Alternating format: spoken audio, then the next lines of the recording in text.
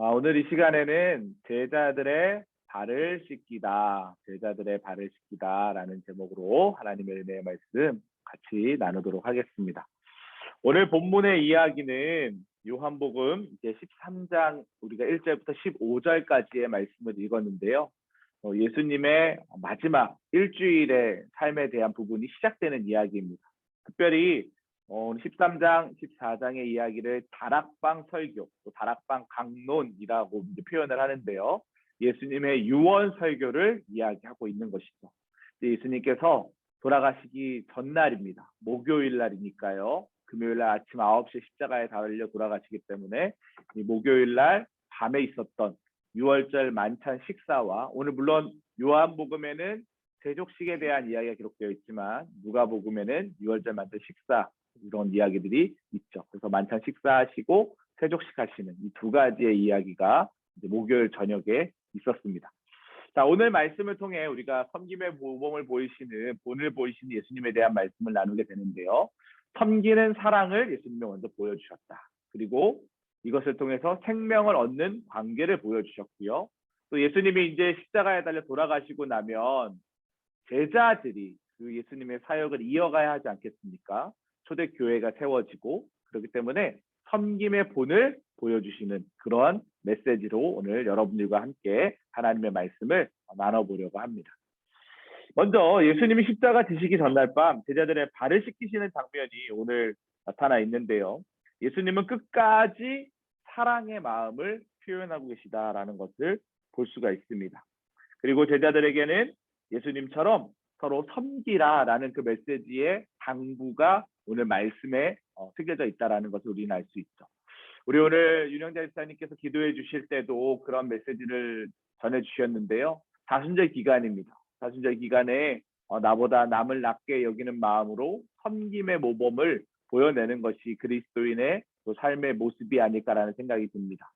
사순절 기간이기 때문에 예수님의 이 마지막 메시지를 통해서 우리가 좀 깊이 있게 깨닫고 또 실천할 수 있는 그런 믿음의 삶을 사셨으면 좋겠습니다. 자, 첫 번째로 예수님은 섬김의 사랑을 보여주셨다라는 것이죠. 오늘 말씀해 보니까 이제 육신을 입고 이 땅에 오신 예수님이 마지막 밤을 맞이하십니다. 목요일 저녁이다라는 것이죠. 6월절 저녁 식사를 마치고 오늘 말씀 4절에 보니까 저녁 잡수시던 자리에서 일어나 겉옷을 벗고 수건을 가져다가 허리에 두르셨다라고 기록되어 있습니다. 즉 이제 세족식을 예수님이 하시려고 준비를 하고 계신다라는 것입니다. 자, 그런데 오늘 13장 3절에서 5절 말씀을 보니까 가로에 뭐라고 적어야 될까요? 저녁 먹던 중 예수는 아버지께서 모든 것을 자기 손에 맡기신 것과 제자들의 뭐를 시키시고 발을 씻기셨다라는 거예요. 발을 씻겼다라는 거에 큰 의미가 있습니다. 유대 공동체에서는 발을 씻겨주는 일을 아무나 하지 않았습니다. 특히 종 혹은 아랫사람이 하는 천한 일로 여겼다라는 거예요. 그래서 이 오늘 말씀에도 보니까 베드로도 그렇게 대답을 하잖아요. 예수님이 우리의 주인이신데 어떻게 예수님이 우리의 발을 씻기십니까? 말도 안 됩니다. 그렇게 표현하는 뉘앙스를 봐서도 그렇고 그 당시에 예수님이 이런 일을 하는 것은 조금 문화적으로 봤을 때는 이해가 되지 않는 그런 행동이셨다라는 것입니다. 그런데 그럼에도 불구하고 우리의 왕으로 오신 구원자로 오신 예수님께서 지금 손수 제자들의 발을 씻겨주고 계신다라는 것입니다. 우리가 잘 아는 것처럼 예수님은 하나님으로부터 모든 권한을 받으셨죠. 우리가 요한복음 5장에 보면 하나님과 예수님은 동등하다. 하나님이 일하시니 나도 일한다. 이런 말씀들을 우리가 이미 살펴보았습니다. 그런데 그런 예수님이 그렇게 큰 권한이 있으심에도 불구하고 지금 친히 제자들의 발을 씻기고 계시다라는 거예요. 무슨 의미를 가지고 있는 것입니까? 섬기는 사랑은 남은 것으로 하는 것이 아니라 모든 것을 쏟아내서 해야 한다라는 것을 이야기하고 있습니다. 섬김은 강요한다라고 되는 것이 아니라는 것이죠. 사랑의 마음으로 스스로 나설 때 그 섬김에 진정한 가치가 있다라는 것입니다. 그러므로 말미암아 오늘 말씀을 통해서 우리는 나 자신을 비우고 사랑으로 섬길 때 하나님이 그 섬김을 기쁨으로 받으신다라는 것을 꼭 기억하시기 바랍니다. 자, 둘째로 예수님은 생명을 얻는 관계를 이 세족식을 통해서 보여주셨습니다. 베드로가 얘기하는 거죠. 선생이신 예수님이 어떻게 자신의 더러운 발을 씻어 주십니까? 지금처럼 우리가 뭐 운동화를 신거나 구두를 신는 그런 시대가 아닙니다. 샌들, 가죽끈으로 겨우 엮은 샌들을 신고 다녔기 때문에 그 당시에 유대 사람들은요, 발에 먼지가 가득가득했다라는 거예요. 그렇기 때문에 이 선생이신 예수님이 자신의 더러운 발을 씻는다고 했을 때 베드로는 그렇게 하지 못하도록 얘기했죠. 그때 예수님이 베드로를 향해서 뭐라고 얘기하십니까? 8절 말씀에 보니까 베드로가 이르되 내 발을 절대로 씻지 못하리이다. 예수께서 대답하시되 내가 너를 씻어주지 아니하면 내가 나와 상관이 없느니라. 자, 내가 나와 상관이 없다. 무슨 말입니까? 내가 너를 씻어주지 않으면 내가 나와 상관이 없다. 서로 간의 쌍방 간의 이야기를 이야기하고 있는 거예요. 예수님이 주시는 사랑의 섬김을 받은 자가 생명을 얻은 자가 될 수 있다라는 것을 이야기하고 있습니다. 저와 여러분들은 지금 사순절을 보내면서 날마다 뭘 묵상합니까? 주님의 십자가를 묵상합니다. 십자가에서 예수님이 달려 돌아가지 않으셨다면, 그 피가 흘려지지 않았다면, 내가 그 피를 믿지 않았다면 결국 무조건 예수님과 나와의 관계성 안에서 우리는 영생의 생명을 얻는 자의 복을 누릴 수 있다라는 거예요. 마찬가지로 우리가 예수님과 친밀해지고 싶다면 내가 오늘 이 시간 예수님을 위해 무엇을 해드릴까? 예수님께서 나를 위해 무엇을 하셨나? 이런 부분에 대해서 우리가 고민하고 묵상하는 시간을 가져야 한다라는 것입니다. 그것이 사순절의 의미다라는 것이죠. 그런데 이렇게 생명의 관계를 예수님이 허락을 하셨는데 예외인 사람이 있었죠. 가룟 유다였다라는 것입니다. 가룟 유다의 마음 가운데는 예수님을 팔아넘기려고 하는 배신의 마음이 가득했다라는 거예요. 예수님의 사랑으로 새 생명을 얻는 사람은 자신을 위해 또 남을 위해 주님을 섬기면서 그 생명을 전해야 하는데 가룟 유다는 오로지 자신의 실속만을 지금 챙기고 있다라는 것이죠. 우리는 가룟 유다와 같은 인생이 되지 않아야 될 줄 믿습니다. 우리는 예수님께 그 받은 그 사랑을 이웃에게 전할 수 있고 가족에게 전할 수 있는 또 친지들에게 전할 수 있는 은혜를 전할 수 있는 그런 인생이 되어야 한다는 거예요. 어떤 은혜입니까? 생명을 내가 얻었으니 내가 얻은 그 생명을 이웃에게도 나눌 수 있는 그런 사람들이 되어야 한다라는 것입니다. 마지막 세 번째로 예수님은 섬김의 본을 보여주셨다라는 것입니다. 자, 가로에 뭐라고 적어야 될까요? 13장 14절에 보니까 내가 저와 또는 선생이 되어 너희 발을 씻었으니 너희도 서로 발을 씻어주는 것이 옳으니라.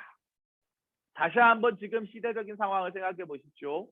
목요일 저녁이고요. 이제 예수님이 다락방에서 나오시면 포도나무 밭을 지나가면서 포도나무 강론을 이제 15장 16장에서 하시고 겟세마네 동산에서 기도하시다가 체포당하시고 날림 재판 받으신 다음에 오전 9시에 십자가에 달려 돌아가시는 것. 이제 예수님은 제자들에게 마지막 행보를 보이고 계십니다. 제자들을 향해서 내가 너에게 한 일, 그것을 기억해라. 자, 그러면 왜 예수님이 지금 말을 시키고 계실까요? 우리가 이전 장면을 한번 생각해 보시면 제자들이 지금 예루살렘 입성하면서 야고보가 뭐 했습니까? 자리 싸움했단 말이에요. 예수님이 왕 되시면 내가 오른편, 내가 왼편 자리 싸움하고 있어요. 근데 예수님은 자리 싸움하지 말아라. 너희들이 해야 할 일은 섬기는 일이다. 그것을 지금 몸소 보여주고 계신다라는 거예요. 지금 직접 제자들에게 알려주고 계신다라는 것입니다. 예수님은 서로 섬기는 사랑을 통해 위협받는 상황에서도 용기를 잃지 않고 제자들이 뭘 하기를 원하셨다라는 거예요?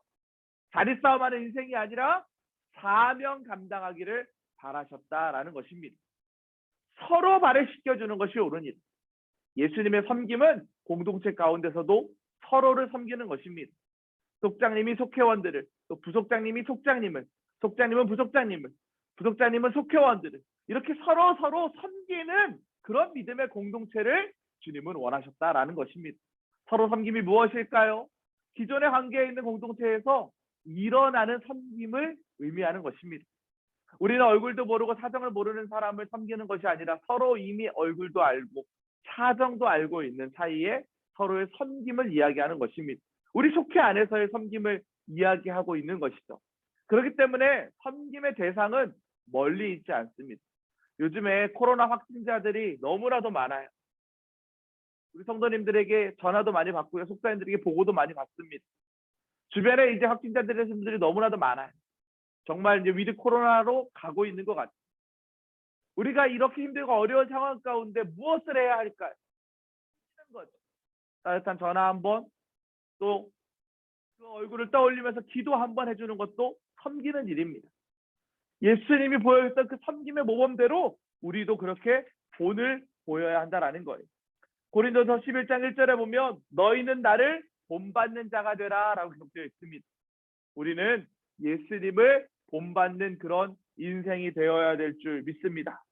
주님은 끝까지 그 사명을 감당하길 바라셨다라는 것이죠. 14절 15절에 보니까 내가 주와 또는 선생이 되어 너희 발을 씻었으니 너희도 서로 발을 씻어주는 것이 옳으니라. 내가 너희에게 행한 것 같이 너희도 행하게 하려 하여 본을 보였노라. 예수님의 이 본이 우리에게 그대로 영적인 DNA로 심겨지길 축복합니다. 우리 사랑하는 속자님, 부속자님들이 이 본을 가지고 세상에 나가서 또 교회 안에서도 선한 영향력을 끼치는 믿음의 사람들로 세워지시기를 주님의 이름으로 간절히 축복합니다. 예수님은 지금 마지막 시간을 달리고 계세요. 마지막 시간에 애틋한 시간을 통해 제자들의 발을 씻겨주셨습니다. 제자들을 위해 보이신 이 거룩한 모습을 우리는 깊이 묵상해야 될 줄 믿습니다. 유언 강론 중에 예수님이 하신 행동이라는 거예요. 이제는 서로를 사랑으로 바라보며 섬기는 예수님의 그 모습이 저와 여러분의 모습 가운데서도 더 크게 드러나는 그런 축복의 인생 되시기를 주님의 이름으로 간절히 축복합니다. 우리가 오늘 말씀 붙잡고 또 같이 기도하고 오늘 이 시간을 마무리하면 좋을 것 같은데요.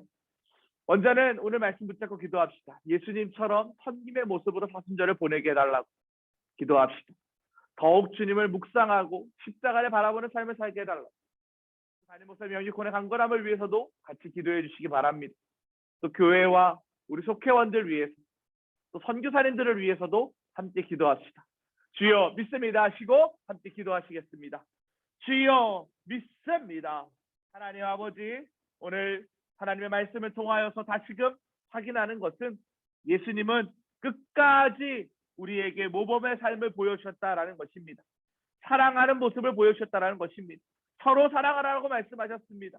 애틋한 마지막 시간에 제자들의 발을 씻기시며 거룩한 모습으로 이 땅을 살아내야 할 제자들의 삶의 자리 가운데 메시지를 허락하시는 예수님의 모습을 바라보게 됩니다.